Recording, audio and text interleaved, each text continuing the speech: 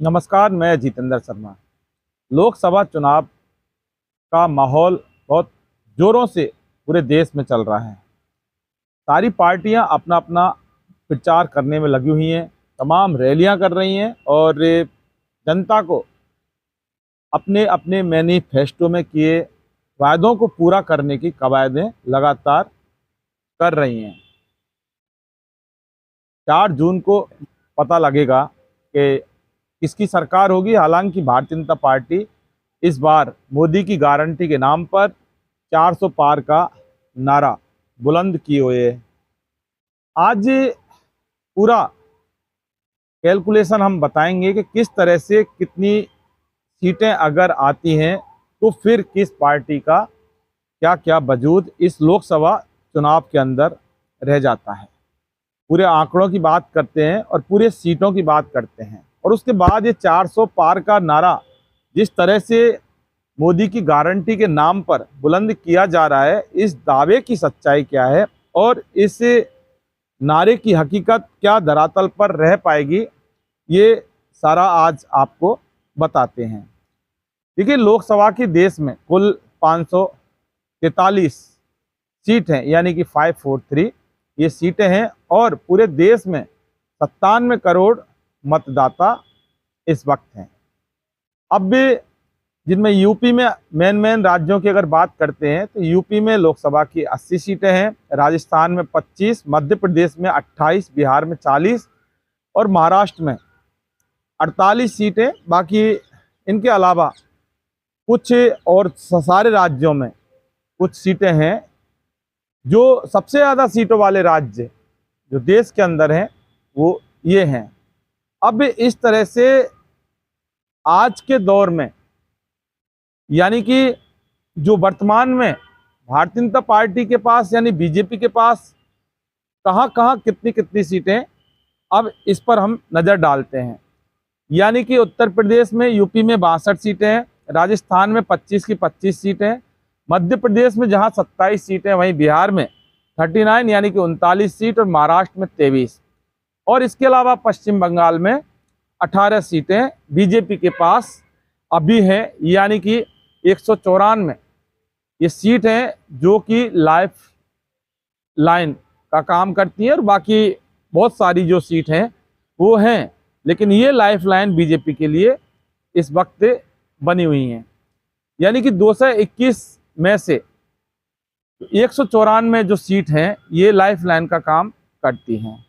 अब इस तरह से total all over Bharatiya Janata party के पास कुल मिलाकर 303 सीटें हैं, जिसके दम पर बीजेपी की सरकार यहाँ पर राज कर रही है। अब इसमें से जो मैजिक फिगर होता है वो 272 सीटों का होता है, यानी कि 543 सीटों में से 272 सीटों का जो फिगर है उसको मैजिक फिगर कहा जाता है, यानी कि जिसकी 272 सीटें आ जाती हैं सरकार उसकी बन जाती है। अब ऐसे में 303 सीटें बीजेपी के पास हैं, यानी कि 31 सीट इनकी बीजेपी वालों की ज़्यादा हैं।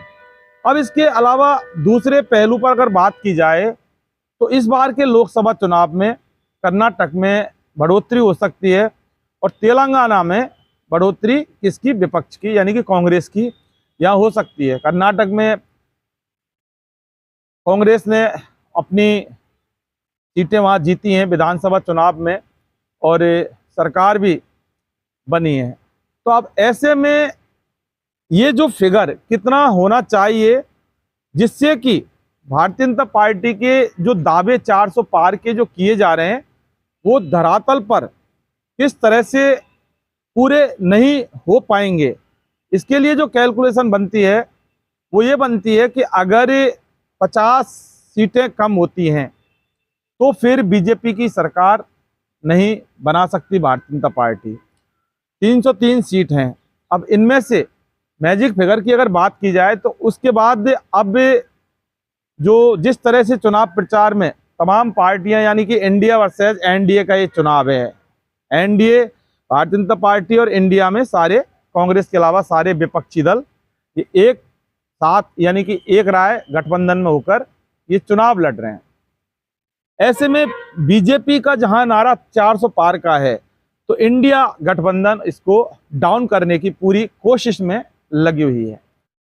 अब यानी उन सीटों की कैलकुलेशन लगाई जाए कि अगर बीजेपी की जहां सीटें कम होती हैं तो वो स्टेट कौन कौन से हैं, मैं आपको यहां बताऊं कि अगर 30 सीटें उत्तर प्रदेश में अगर कम होती हैं भारतीय जनता पार्टी की, 5 सीटें राजस्थान में कम होती हैं, यानी कि 20 सीटें यहां चुनाव जीत पाती है और 5 सीटों का खामियाजा अगर ये भुगतती है। वहीं मध्य प्रदेश में भी 5 सीटों की अगर कमी आती है और महाराष्ट्र में 5 सीट और बिहार में 10 सीट, इस तरह से अगर पूरी कैलकुलेशन लगाई जाए तो फिर 55 सीट यहाँ कम होती हैं। जिस तरह का चुनावी जो माहौल देखने को भी मिल रहा है और जिस प्रकार का पहले चरण में जो वोटिंग सामने आ रही है उसको देखकर ये सारी कैलकुलेशन यहाँ लगाई जा रही हैं। तो इस तरह से 55 सीटों का ये पूरा आंकड़ा बैठता है। अब ऐसे में एक ही बात सामने आती है कि 55 को छोड़ो, यानी कि 50 सीट अगर भारतीय जनता पार्टी के पास टूटती हैं बीजेपी की इस बार के चुनाव में, तो फिर बीजेपी सरकार नहीं बना सकती और 400 पार का दावा हवाई पूरी तरह से हो जाएगा।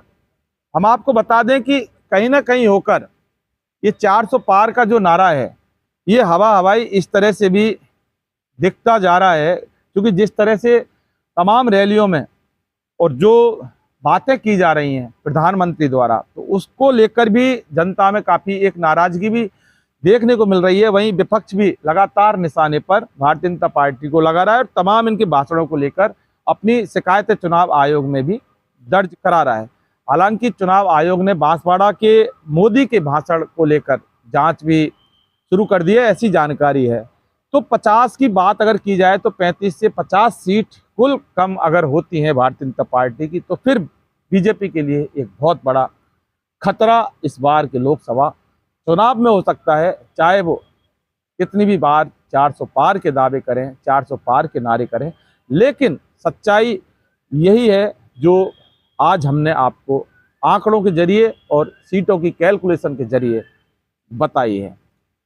बाकी नतीजा 4 जून को आएगा, जो होगा वो आपके सामने होगा। दोस्तों फिलहाल के लिए बस इतना ही। आपने अगर हमारा चैनल सब्सक्राइब नहीं किया तो फौरन कर ले और नीचे बेल आइकन घंटी को जरूर दबाइए, जिससे कि आगे आने वाले हमारे वीडियो के नोटिफिकेशन आपको मिल सके। फिलहाल के लिए बस इतना ही। नमस्कार।